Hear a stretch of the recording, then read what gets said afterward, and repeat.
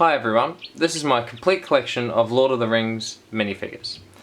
Now, I'm a massive Lord of the Rings fan, so when I heard LEGO was making Lord of the Rings, I thought, oh great, this is a good opportunity for me to collect all the minifigures. So I set about buying all the sets to get all the minifigures, and I've finally done that, and the next hurdle for me was I need to make a stand for them. I need somewhere to display these minifigures. The major issue when I made my first stand, and I'll quickly show you here, this is just a sort of, to get an idea of what I kind of wanted to look for, was this looking thing. It wasn't too good. The problem with it is it was structurally very, very poor. So I wanted to keep the same sort of style as I had there, 9 across because there's 9 in the original Fellowship. So I decided to design my own design that would be a much more structurally supportive for all the minifigures, and that I'd be able to carry around, and it wouldn't just break in my hands instantly like mine just did then. So I came up with this design in my head, and went about on Bricklink getting all my elements for this display, and I got enough elements so that I can make 4 more display stands, because I have, this one's just for the 2012 Lord of the Rings figures.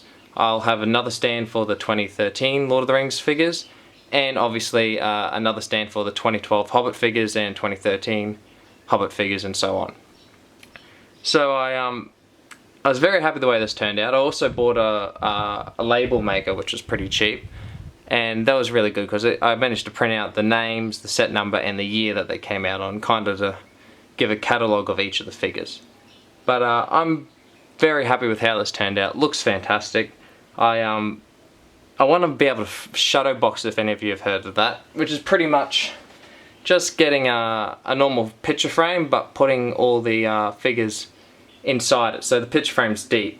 That way I'd be able to keep dust off my Lego, which as everyone knows is horrible for anyone that collects Lego. So well, let's have a look at all the figures, because that's my favourite part of all this. We'll start up top here and go into Mr. Samwise Gamgee. A nice figure. I like it. I got it in the set that came with Frodo, Gollum, and the Spider, the set was alright, but well, then again, I'm not really particularly fond of any of the Lord of the Rings sets. I'm more in it for the figures. To the left I have Frodo Baggins. That figure I got in Attack on Weathertop, and that came with numerous other figures, but we'll get to them later. I do like this one, and they have 3 Frodos in this phase. This one actually has a green cape. The other one, which came with the Spider set, that came with a grey cape. We'll get to that. And then the other one, which is just Shire Frodo. Next is Boromir. This is probably one of my favourite figures out of this series. I'm just a fan of Boromir altogether, probably since I've been watching Game of Thrones recently.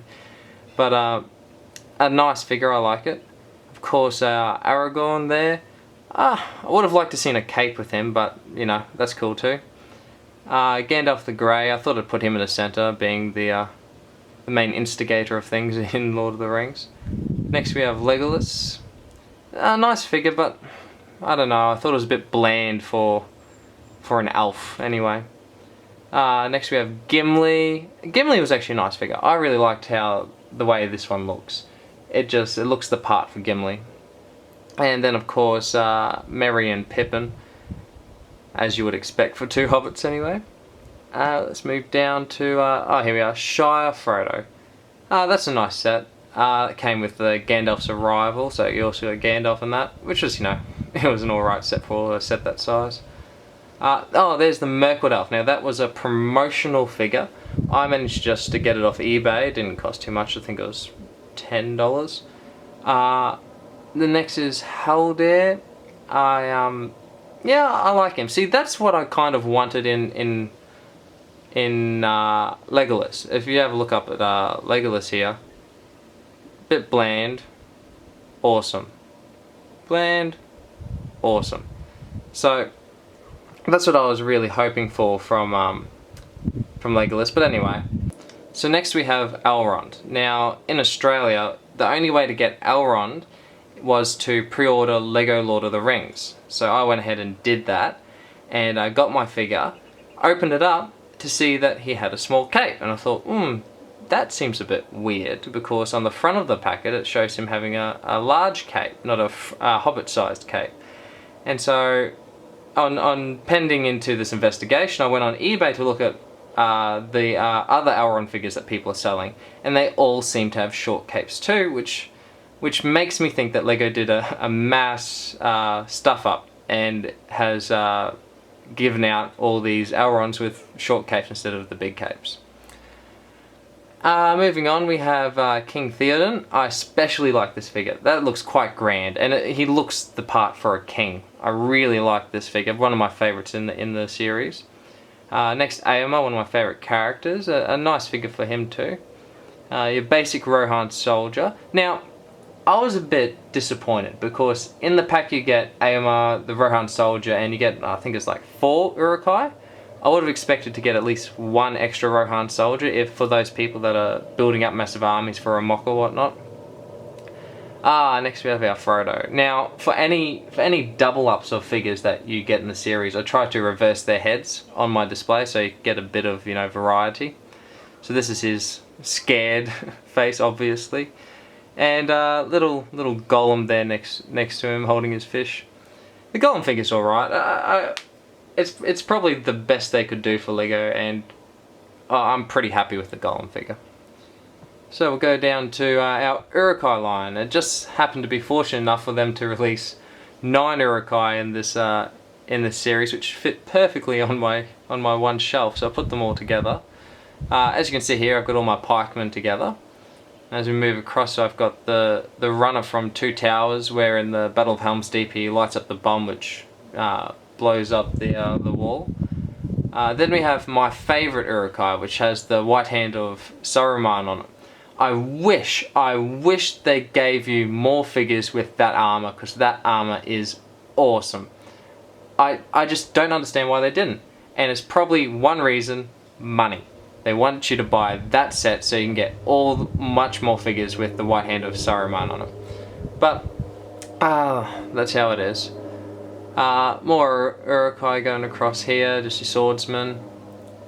And then we'll move down to the bottom row, which has our seconds for Gimli and Aragorn. I've changed their faces just to be the more angry, battle-ready faces for this one. And then we've got Lurtz, the killer of Boromir. An alright figure, a bit plain, but I guess there's not much more you can add for the character of Lurtz. Then we have our ring wraiths. Now our ring wraiths, I really like the figures for these, and I was almost tempted to get enough so I had a full set, but I'll just stick with what you get in the series. Too much money. But nice figures nonetheless. And then our orcs, which I don't care for too much, which is why I put them down the bottom, but they have a place in the movies, definitely, so it's good to see them in the series anyway. I suspect that we'll get more orcs in the next Lord of the Rings series that come out in the coming years, since this series seemed to focus more on Uruk-hai. But that's about it. So thanks for watching, checking it out. I'm pretty proud of it. I'm happy with how it looks, and I just got to find a place for it to present it now. But yeah, thanks for checking it out.